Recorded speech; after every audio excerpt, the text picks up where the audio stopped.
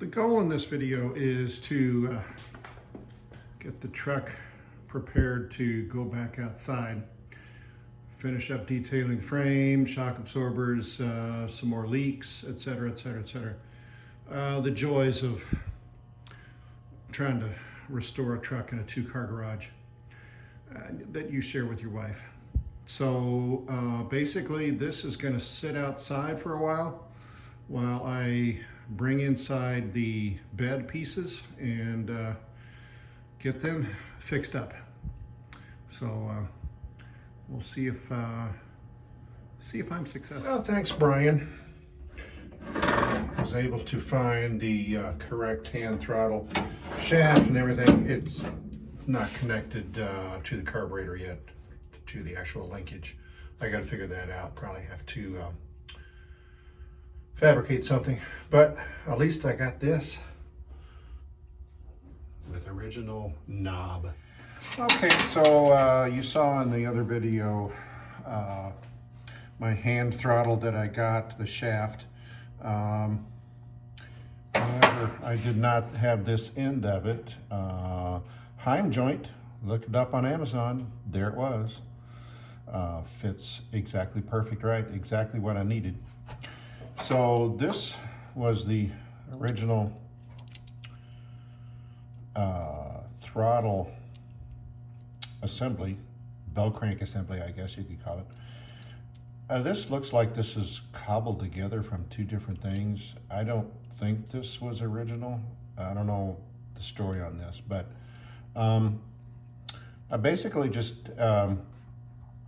had to take a look at videos and pictures of what was on other Power Wagons, and I cleaned this up and gave it a shot of paint, make it look pretty.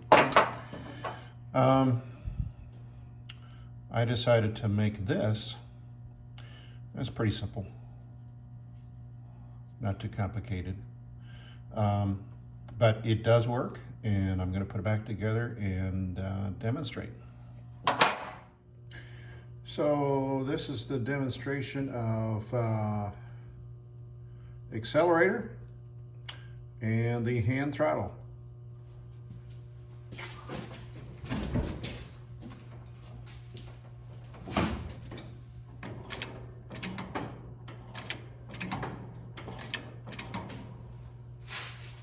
And the hand throttle.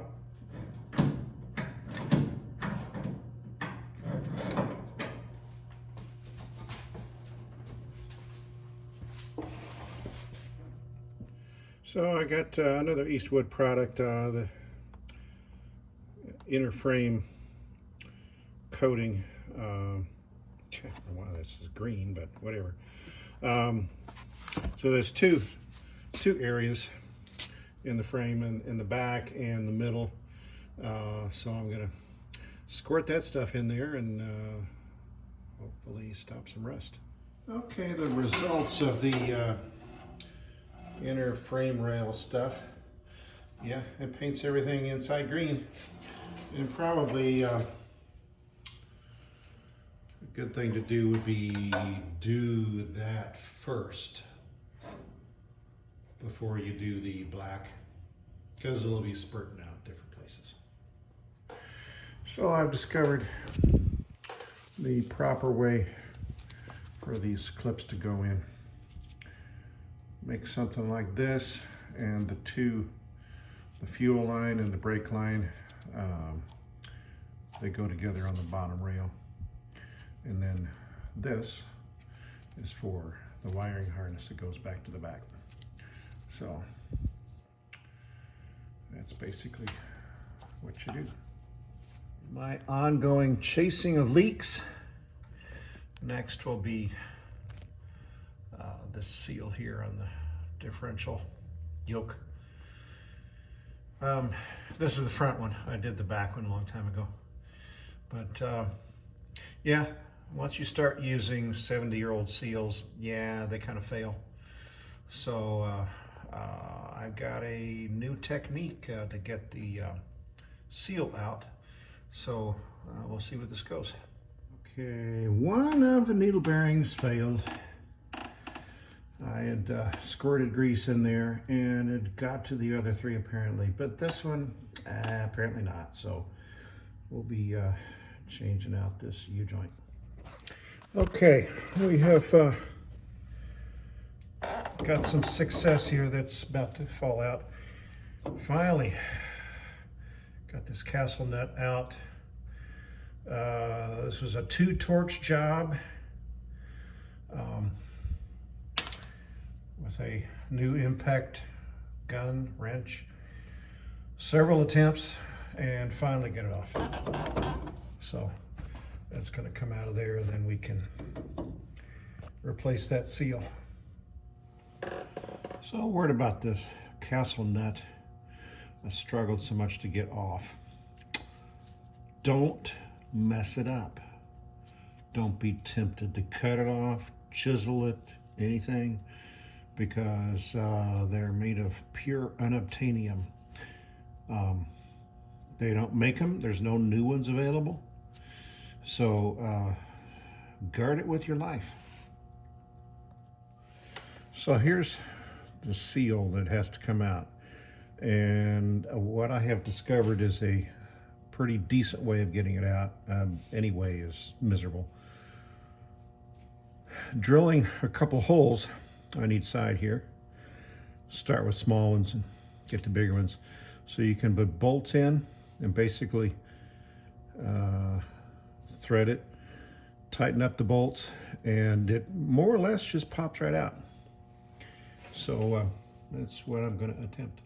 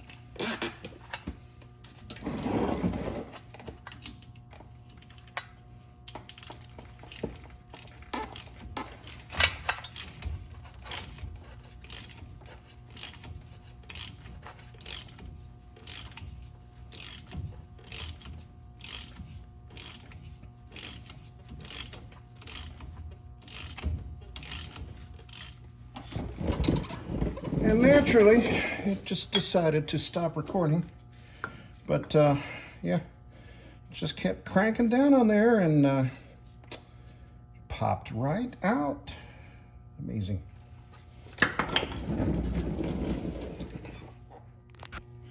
All right, as you can see, there's a lot of rust pitting on this one, but that's what speedy sleeves are for.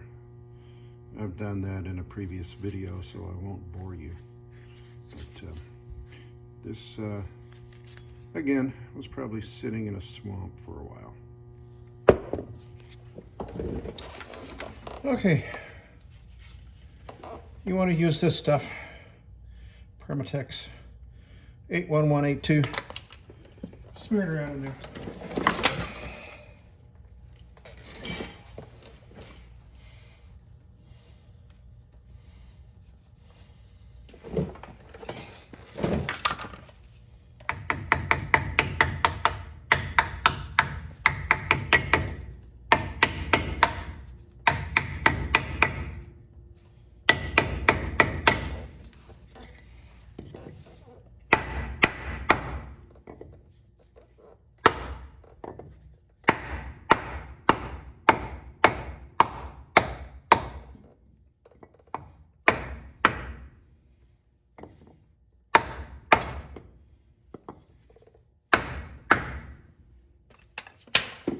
Okay.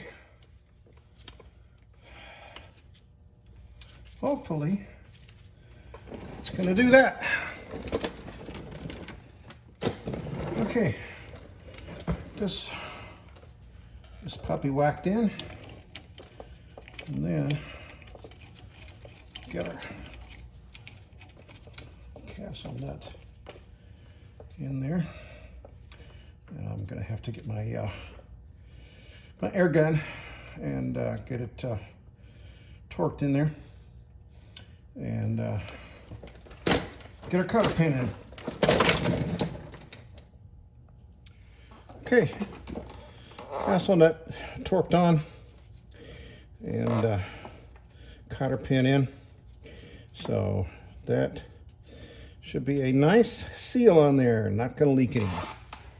Okay, remaining job is rebuilding that front drive shaft. I got the old U-joints out, gave it a good cleanup, and shot a spray black. And I will get some new U-joints. I got both of them now.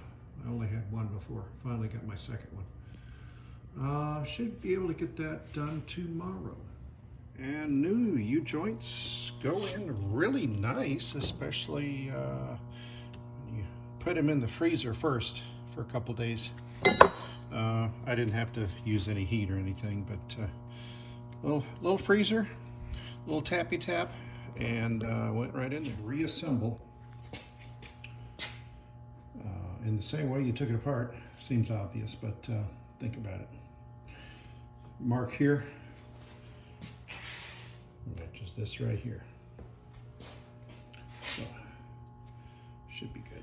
Okay, put drive shaft back in. Front drive shaft. No leaky. Next leak, although I'm not going to deal with it right now. Looks like transmission, or actually the power takeoff is where some of the seals are failing. So when it comes to leaks, that's the next on the agenda, but not for a while. This seal also is leaking slightly, so I'm not going to be in a big hurry to do that, but it will need to be done. I also pretty much got the underneath the cab taken care of. Eastwood rust treatment paint everywhere that I can reach. Okay, I wrestled the rear shock absorbers off. Literally wrestled them off. And as much as I'd love to restore and keep old things, yeah, no, I think, no, that's not working right. So we got some new Monroe Magnum shocks for the back. Didn't want to mention little basic mechanic stuff. Got the old ones off. You got these castle nuts with cotter pins going through the holes. And this side I got off without too much cussing and swearing and whatever. However, the other side, both of the cotter pins fell apart. What was still in the threads was jammed in there. Got the castle nut off, but I had to end up actually drilling through the old holes, which is easy to get off center, and it's easy to mess up threads. So what do? Well, first off, you find out what your thread pitch is, and this happens to be 16. And then we have this magical invention, thread file, and you can use this. Just find the 16 threads per inch side, just to clean this up on both sides, and that should take care of your threads without getting into huge expenses. Well, look at this thing. Trying to get the whole thing out and replace it. I really don't want to do that. So just another mechanic-y tip. Okay, got my shock absorbers in. It's a lot easier than I thought. I always recommend using this kind of stuff, anti-seize, and especially on old rusty bolts like that. I'm gonna give a shot of black paint on the end of those, preserve them. And I guess I'm pretty much done with the frame rails. Getting the wiring hung properly, and the brake line and fuel line mounted in there. It's as pretty as I care right now. So I'm pretty much done back here. You may also ask, why don't I clean up the springs and the rear end? Well, question of time, I guess, more than anything. Everything is functioning right now. The springs really need to be taken apart, cleaned, rebuilt. The bushings may need to be replaced.